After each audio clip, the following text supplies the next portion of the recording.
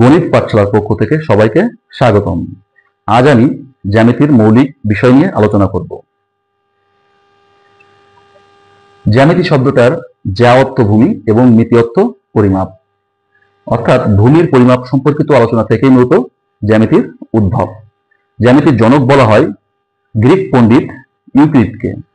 তিনি খ্রিস্টপূর্ব 300 অব্দে তার এলিমেন্টস নামক গ্রন্থের মধ্যে ভূমির পরিমাপ সম্পর্কিত সকল তথ্যপত্র উপস্থাপন করেন এবং এই এলিমেন্টস পুস্তকটি 13টি খণ্ডে বিভক্ত।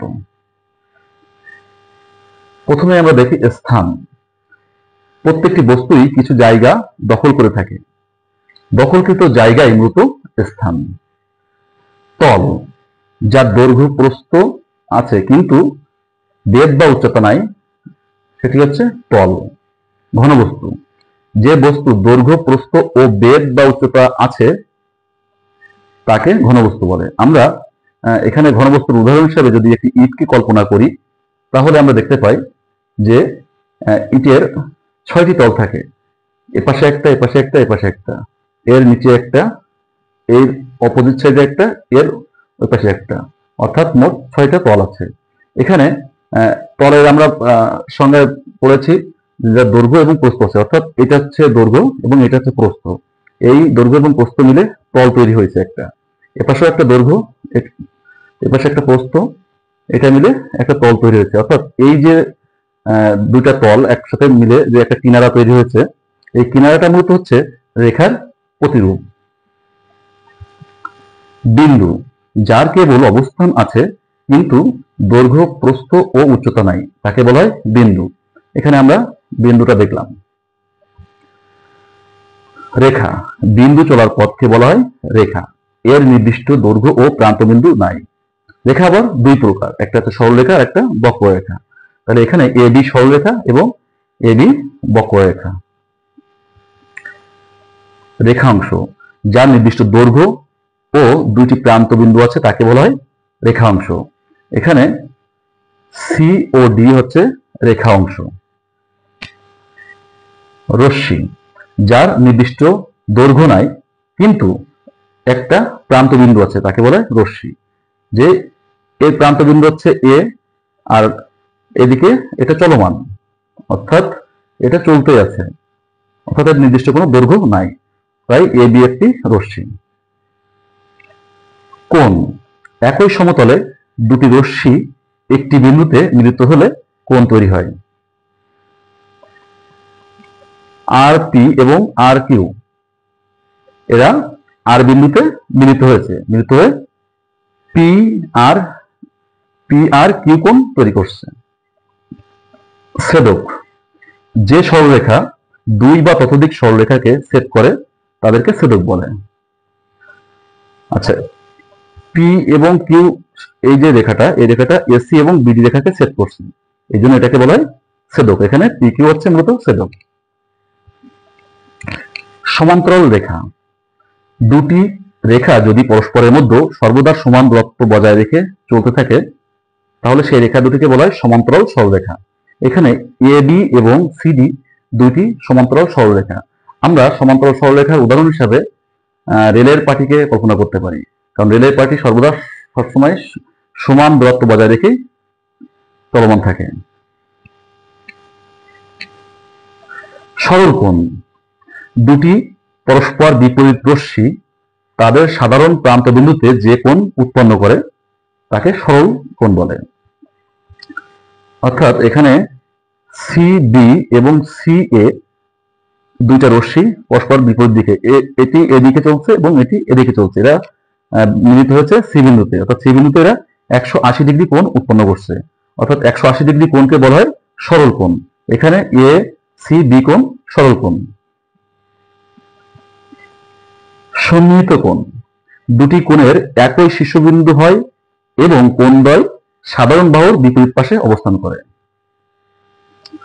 এখানে বি এ সি এবং সি এ ডি দুইটা কোণ, এদের শীর্ষবিন্দু এ এবং সাধারণ বাহু হচ্ছে এসি। এই সাধারণ বাহুর বিপরীত পাশে এ একটা কোণ এবং এ একটা কোণ, এই জন্য এই কোণ দুটি পরস্পর সন্নিহিত কোণ। সমকোণ যদি একই রেখার উপর অবস্থিত দুইটি শোণিত কোণ পরস্পর সমান হয় তবে কোণ দুটির প্রত্যেকটি সমকোণ। অর্থাৎ এই রেখার উপরে এই রেখাটা যদি পরস্পর সমান হয়, কোণ দুটা অর্থাৎ এই পাশের এই কোণ এবং এই পাশের এই কোণ দুটা যদি সমান হয় তাহলে এই কোণ দুটি পরস্পর সমকোণ। লম্ব কাকে বলে? যখন দুটি রেখা 90 ডিগ্রি কোণে ছেদ করে তখন তাদেরকে লম্ব বলে। অর্থাৎ একটি রেখা, এই রেখাটা 90 ডিগ্রি কোণ করে ছেদ করছে, এই জন্য এটাকে বলা হয় লম্ব। বিপ্রতীপ কোণ কোন কোণের বাহুদ্বয়ের বিপরীত রশ্মি দুটি যে কোণ উৎপন্ন করে তা ওই কোণের বিপরীত কোণ। অর্থাৎ আমরা এখানে দেখি সিওবি একটা কোণ, এই কোণের সিও কে যদি আমরা ওডি পর্যন্ত বর্ধিত করি এবং বিও কে যদি আমরা ও এ পর্যন্ত বর্ধিত করি তাহলে এই যে বর্ধিত অংশে একটা কোণ উৎপন্ন করে, যে কোণের নাম এ ও ডি কোণ। অর্থাৎ সিও বি কোণের বিপরীত কোণ হচ্ছে এ ও ডি কোণ।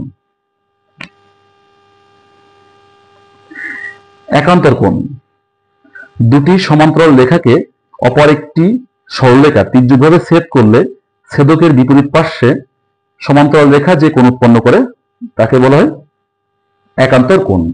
অর্থাৎ এখানে এ একটি এবং এ একটি দুইটি সমান্তরাল সরলরেখা, একে এই রেখাটা তির্যকভাবে ছেদ করছে।